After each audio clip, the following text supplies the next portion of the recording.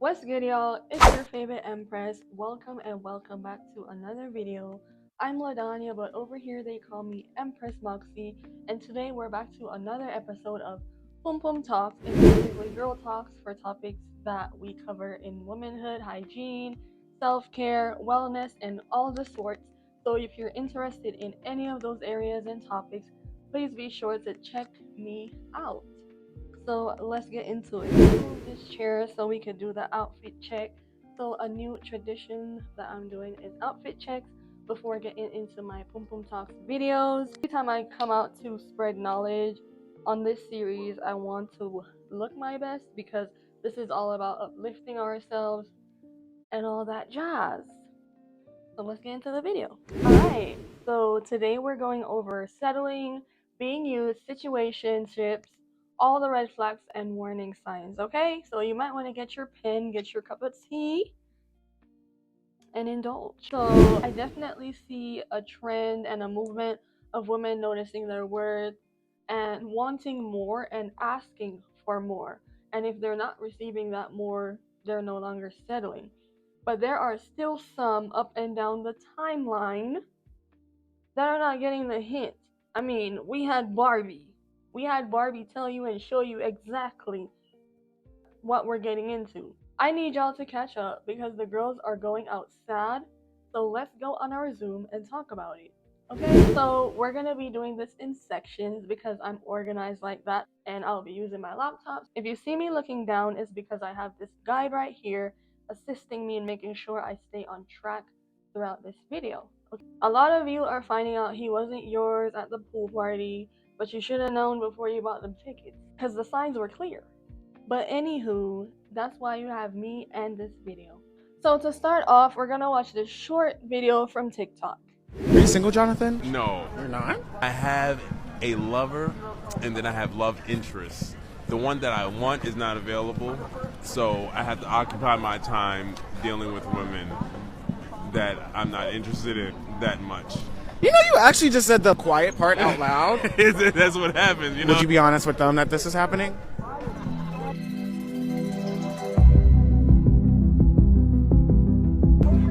I'm not sure. So that video you just saw was of a man admitting something that men usually don't say out loud, which is using women as placeholders because they're lonely or because the woman they want is not yet in their reach or available. First of all, Jonathan, that was his name, right? He could have got a hobby. I don't know. When I'm bored and single as I am now, I take on a lot of hobbies, side projects, and things that could keep me growing emotionally, mentally, physically, spiritually. I just keep a focus on the fulfillment of my life and other areas that I need to be developed in. You know, getting therapy is also an option, Jonathan. So, wasting someone's time because you're lonely and most likely afraid of confronting your own thoughts is sick to me. You're a disgusting person. Any guy or girl that does stuff like this, you're disgusting to me. And I've had people in my life who have shown me this side of them, and it made me I didn't even argue with them. I just left because I'm gonna let God handle you because you're ill. Bottom of the barrel, actually. Not to mention, look at Jonathan. In between his hands are ashy. He's not even all that. To be having someone's daughter on the side, sitting, warming up a bench that someone else is going to reside in soon. Like, come on. Like I said, men do this, and a lot of them actually, they do this whenever they don't have contact or reach to the woman that they actually want. This may go on months, even years, but best believe once they do have contact or reach to that woman that they actually want, your placeholding days, they're done. And they will abandon you, they'll ghost you, they'll create fake weird arguments that won't even make sense. Sometimes these women don't even want them. So it's really an ego thing. Let me put you on game. A man like this will avoid titles, they'll avoid commitment, and of course, loyalty. And this is dangerous because you're not only hurting people emotionally, but men like this can spread STDs, They can get you pregnant accidentally, unplanned. And what's worse than having a baby with a man who didn't even want you in the first place? Dying. Dying is better than that. Actually, dying is better than that. You know? So they will go as far as they please just to not be lonely and have you entertain them until what they want is actually available. Here are some signs and how you avoid men like this who will use you and trap you in situationships. Number one is very, very important these days, especially, to vet carefully and thoroughly in the beginning stages of getting to know a man. Vetting is a process that a lot of us are shy to do because we don't want to seem like, oh, it's embarrassing if I'm asking her or him, what is he like? No, you need to know who's entering your life. Not only for your safety, but for your reputation, for your future, your legacy, things like that.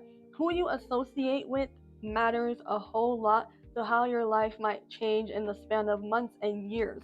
So you have to be very careful the older you are. With this vetting process, this can also include a background check, which is something that I no longer have an issue of paying for these days, because background checks can bring up things like felonies, it can bring up records of them being pedophile, sexual harassment charges, it can bring up who has a restraining order on them for whatever domestic violence reasons, things like that. Knowing the person you're allowing to enter your life is important, especially when they are a man. I don't care if that looks crazy. I don't care if a man feels like I'm invading his privacy when I do something like this. Because 100% of the time, if a man is a pedophile, a man is a rapist, a man is abusive in his past, do you think he's going to come and tell me? No, he's not. He's going to possibly do those things to me or the people I care for. So why do I need to? I'm not going to bicker. I'm not going to interrogate you. I'm going to go do the checks of these specific things and find them out. And it's super important to do this. This is number one. But also, let's consider these other parts to eliminating the possibility of us being used. 5 potential indicators of a man using you are: number one, a lack of emotional investment. If he shows little interest in your dreams, emotions, and personal life, where is it gonna go? In a scenario like this, that would mean he's only focused on his own needs, which means that he's using you for his benefit. This is dangerous because he's not considering your feelings or your well-being at all. So this is not somebody that you even want to advance with because they're so detached. Another potential indicator that a man is using you, this is so important, y'all, is when he's inconsistent and has a secretive behavioral pattern. If he continuously cancels plans, avoids introducing you to his friends and families when you get to a certain point of knowing him, you're being used. And men who are secretive in behavior are the ones who may get annoyed when you try to know more about them, when you're like, you're always on your phone with your sister, but how come I never met your sister, but we've been talking for 8 months going forward? What's that about? And he would get angry or divert the conversation or situation to making it look like you're being annoying or needy. This suggests that he's not fully invested in the relationship or what you're building, and he has his own agenda, which you may or may not find out about. Number 3, and I think I only had one scenario with a guy like this, I didn't even continue further with him, but number 3 is going to be financial exploitation. If he continuously asks you to borrow money, if he only talks to you when it's going to be something that's going to be out of your pocket, out of you, it's going to be you taking care of the bill. You're the reason why he would get to a level. You're the reason why he would get a resource, a link, a network.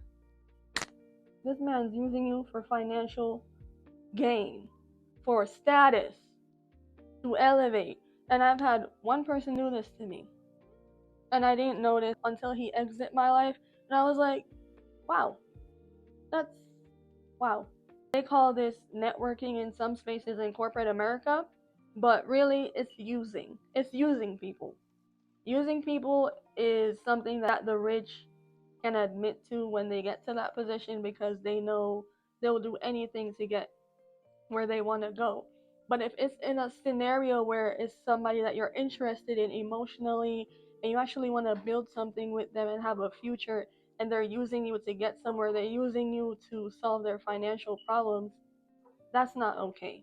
It's not your job to fund someone's life. It's not your job to solve their financial problems, because number one, if that's somebody that you're even considering marrying or going into a future partnership with without having marriage involved, it's going to be a reality where every financial burden, every bill, everything is going to be on you, and you're going to grow in resentment of that person. So in the event of financial exploitation, he's just taking advantage of you for his own gain. He's just taking advantage of your resources without considering the personal relationship. Like, truly, this guy doesn't care. Another indicator will be a lack of support and reciprocity. If he consistently fails to support you in your endeavors, misses your accomplishments, or doesn't make an effort to contribute to the relationship in a meaningful way,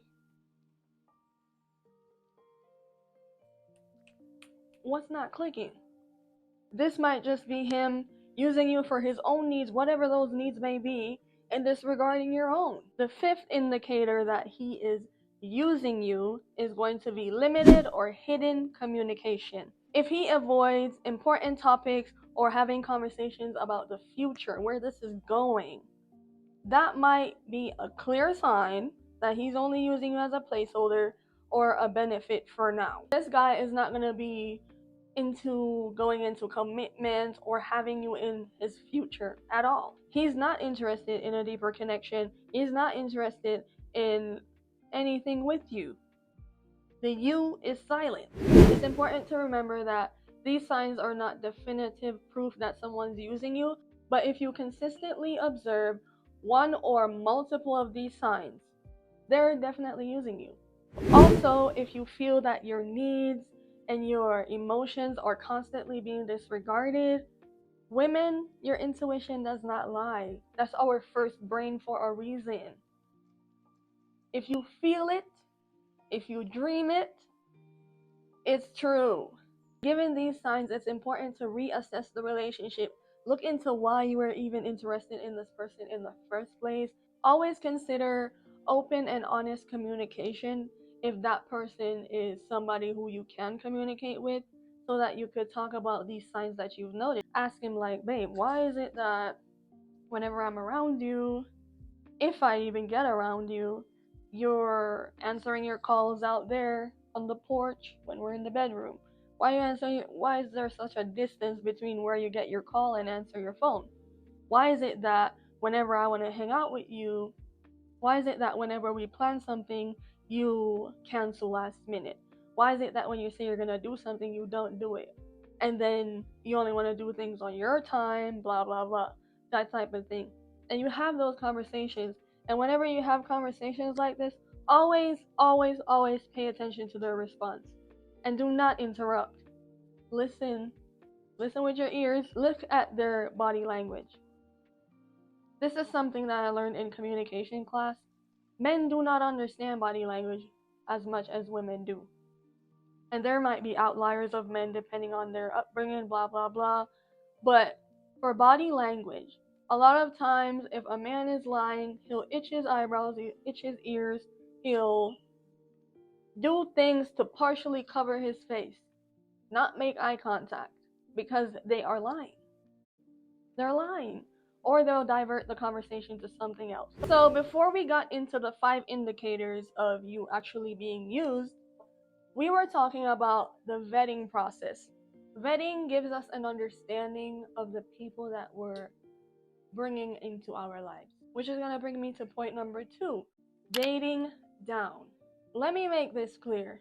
I'm the friend who's going to let you know you need to leave that man based on his patterns and his actions. Always remember that human beings are cyclical, meaning that we go in cycles, we have behavioral patterns, we have ways that tell our character. So if I notice that you're always coming to me about your boyfriend doing this specific thing and now it's a pattern, after you've forgiven him 2 or 3 times, I'm gonna tell you to leave. And this is because personally in my life, I'm really strict. I don't play with men at all. You have one chance. One chance, and within that one chance, you have one warning. I don't play with y'all. In my life, time is an asset, so you either meet me where I am or you get out my face. It's very simple. This is all because I've learned very early that bargaining my worth is not worth it. It's really not. Because if even when you're like, okay, he has the potential, he's just he had an upbringing, it doesn't matter. If he's not here while you're here, leave him alone. Go work on you, go do you, and he'll come back when he got his bridge built. He'll come back when he builds the house. He'll come back when he's a man for real. But don't settle. Never break your rules. Never break your standards. Ever. That is when you learn the biggest lesson. And the lesson is going to be, don't break your standard. You're going to regret it.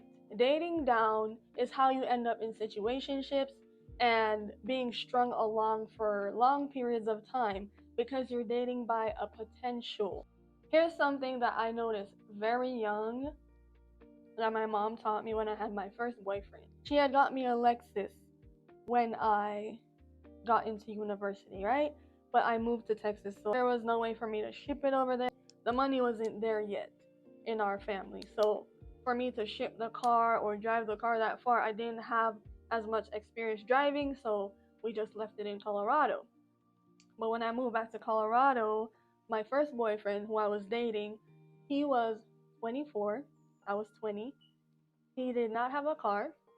He did not have anything to his name, but I did. So the issue was, I would lend him my car. I would let him drive my car. The thing my mom would point out was, okay, now he's dependent on the fact that you have your car, because he started to have this way of being entitled to my car. He was like, why did you take so long to come bring the car to me? You know I had work at this time. Why are you blah, blah, blah, blah, blah? And my mom was like, so if you weren't in his life and you didn't have the car, how would he get to work? How would he do these things? You are dating down. This is someone who doesn't have what you have, and this guy is older than you. Of course, there are different circumstances. Some people don't get their first car until the age of 30. This is not about classism or any of that. This is about my mom letting me know, if you date down, you allow men to be entitled to your level of things when they're not, because they didn't work for it. Okay? And that's the truth. So we definitely want to be careful who we associate with. And on the indicators of being used, I wanted to make point number 3, going too slow or going too fast.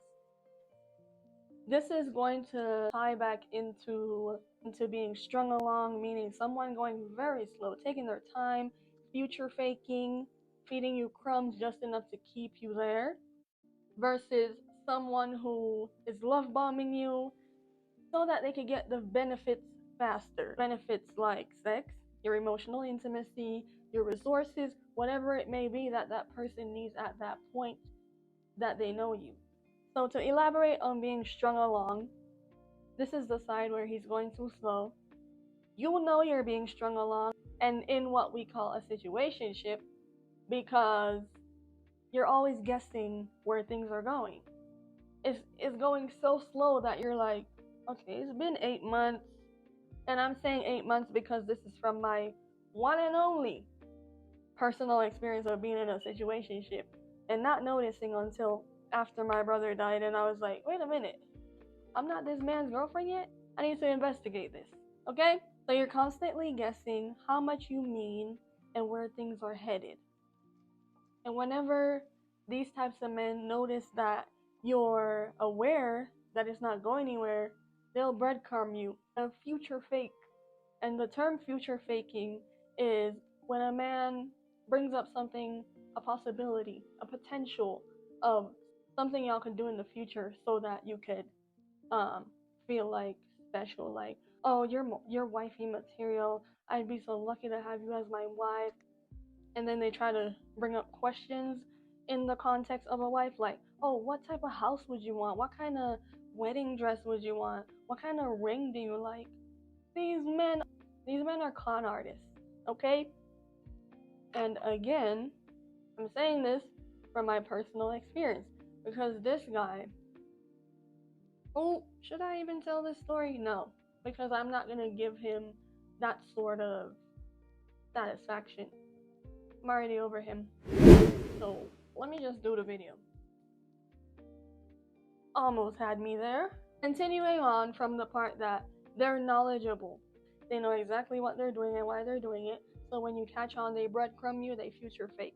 The question that we're all asking, really, the most logical question women have is, okay, so if he doesn't actually want me, if he's using me as a placeholder and he's actually waiting on someone else, why doesn't he just leave? The truth is, you are disposable to men like this, okay? And I'm going to emphasize men like this because there are good men out there with good character who are loyal. They tell the truth, they're honest, they go by their word, they mean what they say, they don't play around, okay? So, men like this, they see us as disposable, but we're filling a void, right?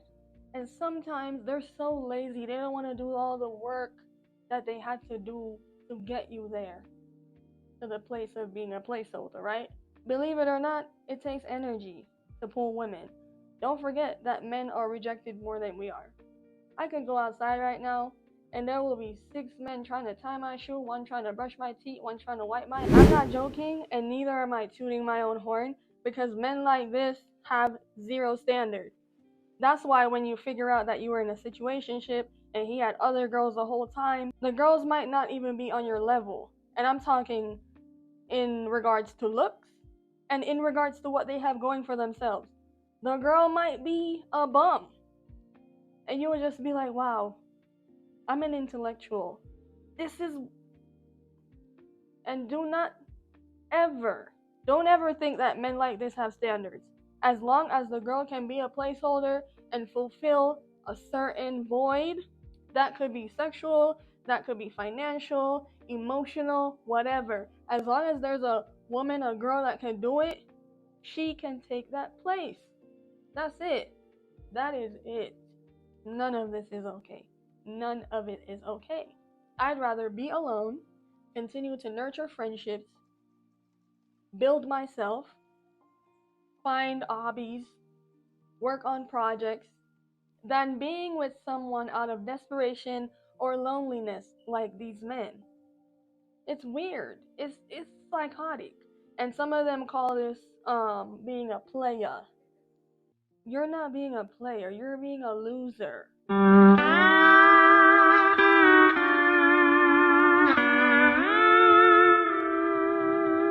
Men like this should be upfront and honest because they are very dangerous and they will go as far as impregnating you. They will go as far as marrying you if that's what it takes to wait on what they actually want. And yeah, they'll marry you and it will be a hell of a marriage in the worst way possible. Let me get some chapstick. Alright. So now that I've covered the 3 points plus 5 indicators of knowing that you're being used, we're gonna finish with some warnings and to knows, okay? Number 1, men like this, if they ever leave our lives, or any man at all, at least 89% of men go back to their ex at some point because this is how they think. Notice how a lot of times you're the one who blocks your ex, you're the one who blocks the guy. Hey y'all, so my mic died at this point of the video and I did not notice until I literally finished recording at the end of this video. So I'll be reiterating in this voiceover exactly what I've said. Let's get into it. Continuing on what I was saying, a lot of times if we notice, men do not block us at the end of situationships or relationships because number 1, they probably just don't give a damn, or number 2, they're leaving space so that they could come back a time down the line, like 5 years later, 5 months later, even, to get access to whatever benefits you've given them. They wait until you've forgotten about how they've done you wrong, how they've hurt you, or whatever. So they come back with a stupid apology, which is not sincere. So do not fall for it. To avoid this, what we need to do is give them one chance and one warning. So that's it. Within a chance, they have one warning for slipping up, messing up, whatever. But you do not give them more than that. Women, we are better than this. Discipline exists, and we're able to follow a path. We're able to follow our words with actions whenever we care about someone, whether it be our friends, our family, or a man in our lives. Why should it be that we're making excuses for men? Discipline exists, and if a man values you, you won't have to question or face the disrespect that comes from these types of situations that we're talking about. Stop making excuses for them. If we can show up, they can too. How you allow yourself to be treated says a lot to whoever you're allowing into your life. You have to pay keen attention to that type of impression that you're making. I'm going in a general sense right now. If you're having a new friend and they're seeing that you're a people pleaser and there is somebody who wants to take advantage of that, they will. Imagine a man in this scenario who you want to have a bond with, a future with, whatever. If he notices that you're giving him chance after chance after chance, why should he take you seriously? Why should he respect you down the line?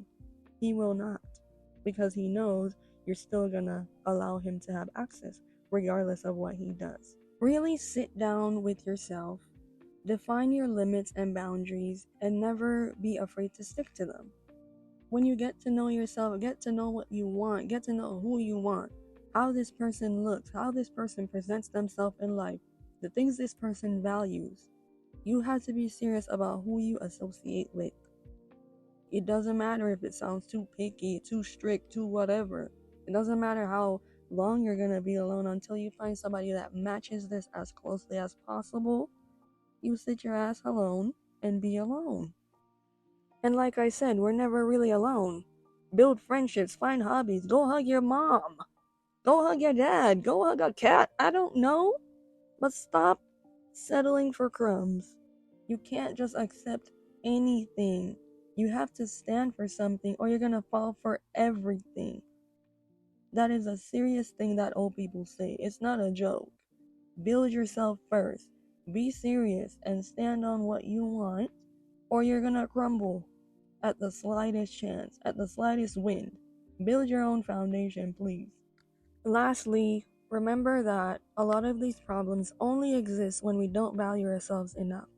So, what I ended on foundation is very important. Build yourself first. That said, I believe in us. I think we do got this. I've noticed a shift in the way a lot of us are thinking lately, and I'm really happy about it. I just wanted to do this video to speak on it.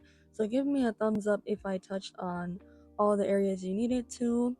Also, with the PUM PUM Talks series, something I want to open up is the chance for y'all to ask me questions in the comments or privately in my email. You can ask me about relationship advice, hygiene tips, whatever it may be that you might need advice on. It doesn't matter, but I'm open to providing my knowledge and experience to give you the best advice I can. And if I cannot, I provide you with links to resources that will help you get to the right destination to solve your problem. Here's my email to reach out to me if you would like to.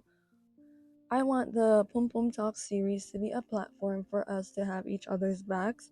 I want us to be able to build each other, have a sisterhood, grow into our womanhood somewhat the right way, because a lot of times we're facing these scenarios and issues in our lives as young women because we don't have each other. We don't have friendships. We don't have the knowledge or the access to women with this knowledge because of many factors, including men making sure that we're pinning against each other for stupid, dumb reasons.